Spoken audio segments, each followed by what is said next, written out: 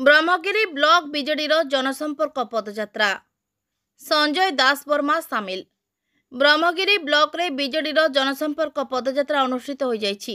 October 2 Gandhi जयंती ठारू आरंभ होइतिबा जनसंपर्क पदयात्रा उपलक्षे ब्रह्मगिरी बीजेडी तरफ विशाल जनसंपर्क पदयात्रा करा जाइछि। ब्रह्मगिरीर पूर्वतन मंत्री संजय कुमार दास वर्मा नेतृत्व में जनसंपर्क पदयात्रा रे आरंभ होइतिला।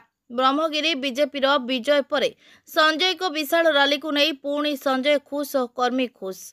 ब्रह्मगिरी उत्तरेश्वर ठारू पदयात्रा बाहरी अलारनाथ मंदिर पर्यंत आसीथिला।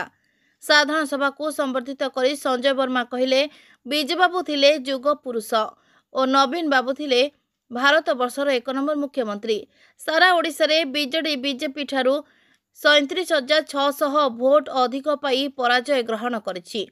3100 एमएसपी धानर मूल्य और 300 यूनिट मागणा बिजुली घोषणा कार्यकारिता उपरे प्रश्न उठाइथिले। ब्रह्मगिरी संकर्षण साहू को रिपोर्ट, मंथन लाइव।